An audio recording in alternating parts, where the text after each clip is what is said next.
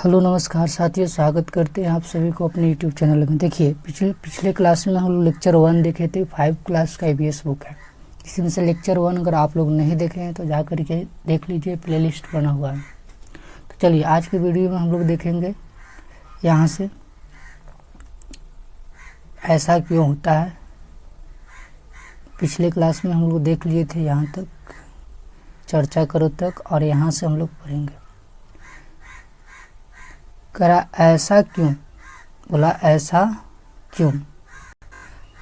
आज रजनी को जरूरी काम से कहीं जाना पड़ा। अपने 6 महीने के बेटे दीपक को अपनी बहन सुशीला के पास छोड़ गई।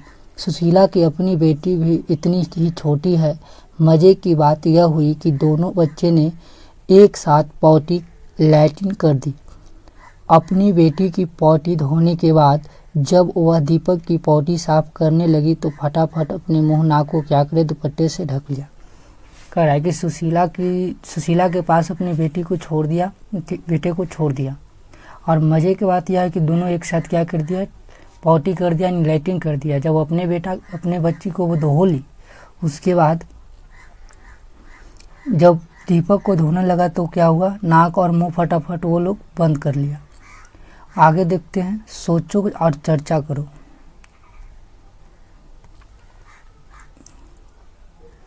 देखिए जितना भी सब प्रश्न है और जो हम पिछले एक और वीडियो में लाएंगे, क्या करेंगे, जितने भी ये सब प्रश्न है उसके लिए एक वीडियो आएगा, स्पेशल लाएंगे। चलिए हम लोग आगे देखते हैं, इससे आगे देखते हैं कैसे दिखा, ये पढ़ लेते हैं थोड़ा सा। जितने भी है इस लोगों को हम खाली आज रीडिंग करेंगे, लेक्चर इसमें सेव करेंगे। क्वेश्चन आंसर के लिए स्पेशल हम वीडियो लाएंगे, इसलिए जितना भी हम पढ़ रहे हैं आप लोग खाली ध्यान से सुनिए। कैसे दिखा, किसी ऐसे पक्षी का नाम लिखो जिसकी आंखें सामने की तरफ होती है। फिर कह रहा है ऐसा कुछ पक्षियों के नाम लिखे जिसकी आंखें सिर की दोनों तरफ होती है। इन पक्षियों की आंखों के आकार इसके सिर की तुलना में कैसा होता है। ज़्यादातर पक्षियों की आंखें उनके सिर की दोनों तरफ होती है।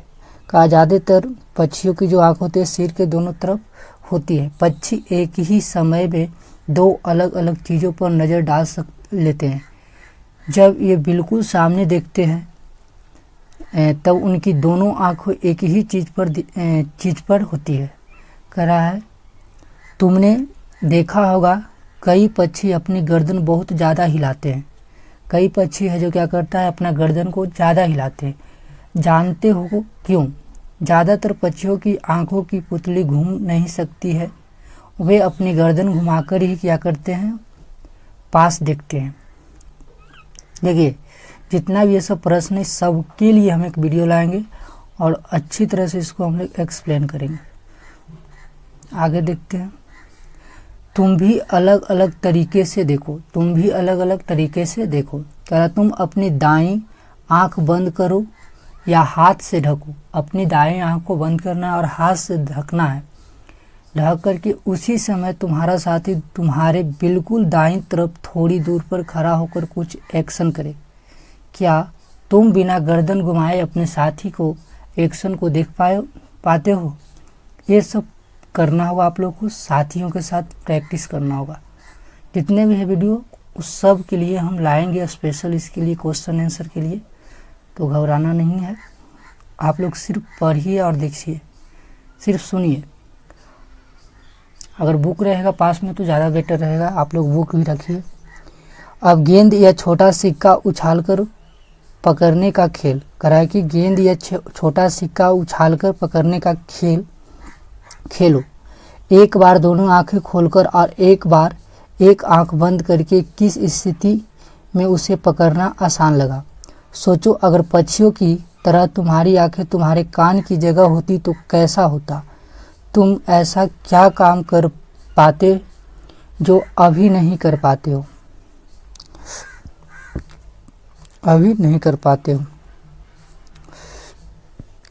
चीलबाज और गिद्ध जैसे पक्षी हमारे 4 गुना ज़्यादा दूर से देख पाते हैं। जो चीज़ हमें 2 मीटर की दूरी से दिखाई पड़ती है वही चीज़ ये पक्षी 8 मीटर की दूरी से देख लेते हैं। क्या तुम सोच सकते हो जमीन पर पड़ी हुई एक रोटी किसी चील को कितनी दूर से दिखाई देती होगी? मज़ेदार बात है। और देखते हैं, जैसे हमें इतने सारे रंग दिखाई देते हैं उतने रंग जानवरों को दिखाई नहीं देते होंगे। दिखाई देते देखे हों। देखो इस जानवरों को ये चित्र कैसा दिखाई देते हैं। इसमें कुछ चित्र दिया गया है, इसको आप लोग देखिए। आमतौर पर माना जाता है कि दिन में जागने वाले जानवर कुछ रंग देख पाते हैं और रात में जागने वाले जानवर हर चीज को सफेद और काली ही देखते हैं। क्या बोला है? आमतौर पर माना जाता है कि दिन में जागने वाले जो जानवर होते हैं कुछ रंग को देख पाते हैं और रात में जागने वाले जो जानवर होते हैं हर चीज को सफेद और काली ही देखते हैं। आगे हम लोग देखते हैं कितने तेज कान। अब कान के यहाँ कान के बारे में हम लोग पढ़ते हैं। करा तुमने कक्षा 4 में पढ़ा था हमें पक्षियों के जो कान होता है दिखाई नहीं देते हैं। उनके बाहरी कान छोटे छोटे छेद जैसे होते हैं जो उनके पंखों से क्या होते हैं, ढके होते हैं। कान जो होता है सभी पक्षी का होता है लेकिन वो क्या होता है, छेदा होता है कान। आगे देखो, लिखो करा है लिखने के लिए। जितना भी लिखने वाला है हम लोग अगले वीडियो में सब लिखेंगे। सोचो और ये सब है जो बाद में देखेंगे। चलो करके देखना है, सब पढ़ लेते हैं। स्कूल में कोई शांत जगह ढूंढो। करा है कि स्कूल में कोई शांत जगह ढूंढो, वहाँ एक बच्चा बाकी बच्चों की थोड़ी दूर पर खड़ा होकर धीरे धीरे कुछ बोले। करा है कि थोड़ी दूर पर खड़ा होकर धीरे धीरे बोले, बाकी बच्चों उसे ध्यान से सुनो। वही बच्चा फिर से उतनी ही देरी धीरे बोले। इस बार बाकी बच्चों के अपने कानों के पीछे हाथ रखकर सुने कि बार आवाज़। करा कि किस बार आवाज़ ज़्यादा साफ सुनाई दी। अपने साथियों को भी पता करो। आगे देखो, तुम अपने कानों पर हाथ रखकर कुछ बोलो, अपनी ही आवाज़ सुनाई देती है ना। कराए एक बार डेस्क को बजाओ। कराए कि एक बार क्या करना है, डेस्क को बजाना है। एक बार डेस्क को बजाओ। कैसी आवाज़ दिखाई देते हैं। कराए कैसी आवाज़ दिखाई देते हैं। अब जैसे चित्र दिखाई देते हैं चित्र में दिखाया गया है और वैसे ही डेस्क पर कान लगाओ। कान पर क्या कर डेस्क पर क्या लगाना है, कान लगाना है। लगाओ। एक बार फिर अपने हाथ डेस्क बजाओ। अपने हाथ से डेस्क बजाओ। कैसी आवाज़ आती है। क्या आप दोनों आवाज़ों में कुछ अंतर है। कह रहा है कि दोनों आवाज़ में अंतर कुछ है। सांप भी कुछ ऐसे ही सुन पाता है, उसके बाहरी कान नहीं होते हैं। सांप का जो होता है बाहरी कान नहीं होते हैं। जमीन पर हुए कंपन को ही वह सुन पाता है। जमीन पर जो कंपन होता है उसको वो क्या करता है, सुन लेता है। जमीन पर जो कंपन होगा उसको वो सुनेगा। आवाज़ें अलग अलग। अब हम लोग थोड़ा सा पढ़ते हैं। कह रहा है जंगल में ऊंचे पेड़ पर बैठा लंगूर। जंगल में ऊंचे पेड़ पर बैठा लंगूर पास आती मुसीबत जैसे शेर चीता को देखकर एक खास आवाज़ निकालकर अपने साथियों को संदेश देता है। इस काम के लिए पक्षी भी खास आवाज़ें निकालते हैं। कुछ पक्षी अलग अलग खतरों के लिए अलग अलग आवाज़ें निकालते हैं, जैसे उड़कर आने वाले दुश्मन के लिए एक तरह की आवाज़ और ज़मीन पर चलकर आने वाली जानवरों के लिए दूसरी आवाज़। ये सब करते हैं जंगल में पक्षी। मछलियाँ खतरे की चेतावनी एक दूसरे को बिजली तरंगे से देती है। कुछ जानवर तूफान या भूकंप आने से कुछ समय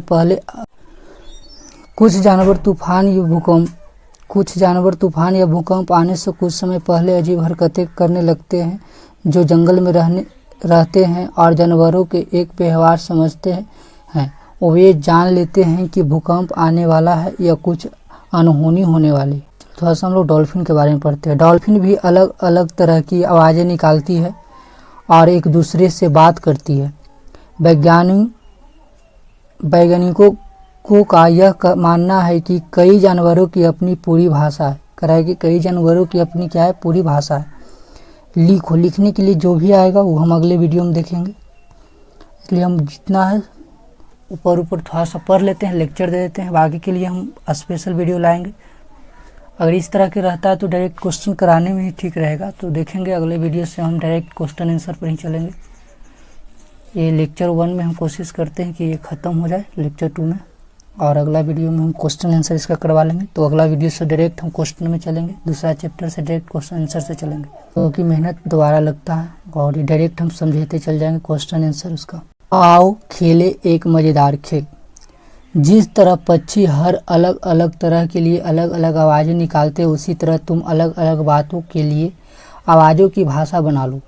ध्यान रहे बोलना नहीं है, कह रहा है कि ध्यान रहे बोलना नहीं है, केवल आवाज़ों को निकालनी है और साथियों को अपनी बात समझानी है। कह रहा है कि अपनी बात समझाना है और आवाज़ बोलना नहीं है। किन बातों के लिए चेतावनी संदेश भेजना चाहेंगे? जैसे कक्षा में टीचर के आने पर कैसा आवाज़ निकालना है, आगे देखते हैं। कितना सोए। बहुत से जानवर किसी खास मौसम में लंबी गहरी नींद में चले जाते हैं, लंबी भी इतनी कि कई महीने तक फिर दिखाई ही नहीं देते हैं। कह रहा है कई जानवर जो होता है वो इतना सोता है कि फिर कभी दिखाई नहीं देता। क्या तुमने कभी ध्यान दिया है कि सर्दियों के दिनों में अचानक ही छिपकलियाँ कहीं गुम हो जाती है? सोचो वे ऐसा क्यों होगी? क्या तुमने कभी ध्यान दिया है कि सर्दियों के दिनों में अचानक ही छिपकलियाँ कहीं गुम हो जाती है? सोचो वे ऐसा क्यों करती होंगी।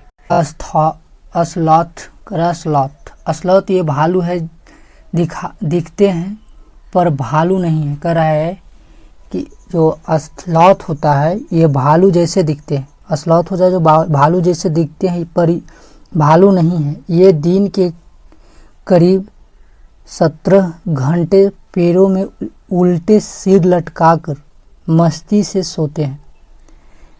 जिस पेड़ पर रहते हैं उसी के पत्ते खाकर पलते हैं, इसीलिए इन्हें कहीं और जाने की ज़रूरत नहीं पड़ती है।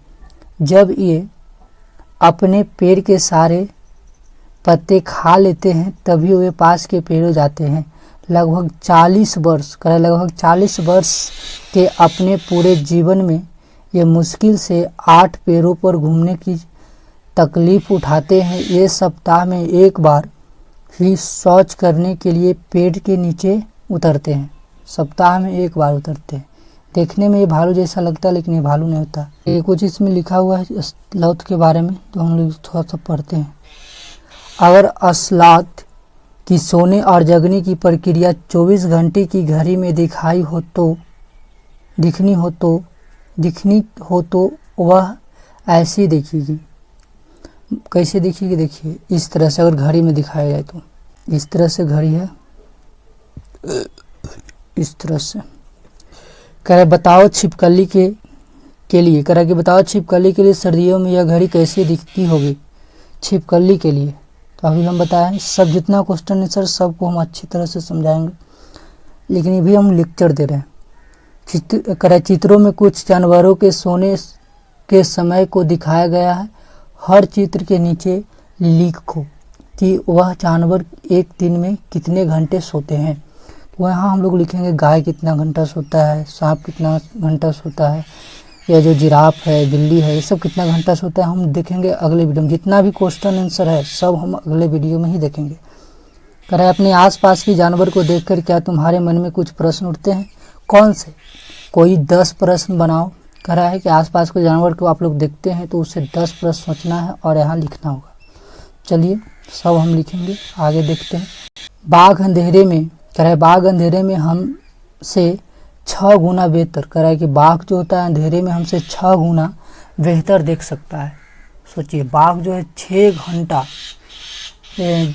गुना बेहतर देख सकता है। बाघ की मूछें, कह रहा है बाघ की मूछें हवा में हुए कंपन को वाफ लेता है और उसे शिकार की बिल्कुल सही स्थिति का पता चल जाता है। इससे उन्हें अंधेरे में रास्ता ढूंढने में भी क्या होता है? मदद होता है। बाघ की जो मूंछ होता है उससे, बाघ के बारे में लिखा गया है सब। बाघ जो होता है अपने इलाके में मूत्र करके अपनी गंध छोड़ते जाते हैं। यह इलाका कई किलोमीटर बड़ा हो सकता है। एक बाघ की दूसरे बाघ के मूत्र की गंध को झट पहचान लेता है। फिर उस इलाके में घूमना है या नहीं, यह तो उसका बाघ की मर्जी है, उस बाघ का ही मर्जी है। बाघ मौके के अनुसार, ये वाला हम देखेंगे, बाघ मौके के अनुसार अपनी आवाज़ बदलता रहता है। गुस्से में अलग आवाज़ और बाघनी को बुलाना हो तो अलग आवाज़, अपनी कहना तो कहीं गुरगुराना, और वह बाघ का गुरगुराना 3 किलोमीटर दूर तक सुना जा सकता है। बाघ जब गरजता है तो 3 किलोमीटर सुना जा सकता है। बाघ हवा से पत्तों के हिलने और शिकार को झाड़ियों में हिलने से हुई आवाज़ में अंतर को भांप लेता है। बाघ के दोनों कान बाहर की आवाज़ इकट्ठा करने के लिए अलग अलग दिशाओं में बहुत ज़्यादा घूम भी जाते हैं। चलिए आगे देखते हैं। बाघ इतना सतर्क जानवर है, कह रहा है कि बाघ इतना सतर्क जानवर है, लेकिन इस सब के बावजूद आज वह खतरे में है। सोचो जंगल के बाघ को किन किन चीज़ों को खतरा होगा। क्या हम भी जानवरों के लिए खतरा बन सकते हैं? कैसे? तुम जानवरों को हाथी, कह रहा है क्या तुम जानते हो हाथी को उसके दांतों, गैंडों के सींग, शेर, मगरमच्छ और सांप को इनकी खाल के लिए मार दिया जाता है। कस्तूरी हिरन को थोड़ी ही खुशबू के लिए मारा जाता है। जानवरों को मारने वाले लोगों को शिकारी कहते हैं। जानवर को जो मारता है उन लोगों को क्या हम लोग बोलते हैं? शिकारी बोलते हैं। पता करो, यहाँ लिखा है पता करो, तो पता करते हैं। भारत में जानवरों की सुरक्षा के लिए ऐसा नेशनल पार्क और कहाँ कहाँ इसके बारे में जानकारी इकट्ठी करके रिपोर्ट तैयार करना है। जो होता है नेशनल पार्क के बारे में, तो बाघ के लिए बनाया जाता है या जानवरों के लिए बनाया जाता है, तो वो बताना होगा कि कहाँ कहाँ है, सारणी बनाना होगा, एक लिस्ट बनाना होगा। चलिए हम लोग करेंगे अगला क्वेश्चन में, अगला वीडियो में करेंगे कि हम क्या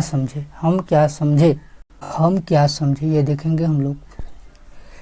क्या तुमने कभी ध्यान दिया है बहुत ये गायक गायिकाएं गाते समय अपने कान पर हाथ रखते हैं, और वे ऐसा क्यों करते होंगे? कुछ उदाहरण देकर समझाओ जिससे हमें पता चलता है कि जानवरों की देखने, सुनने, सूंघने और महसूस करने की शक्ति बहुत तेज होती है।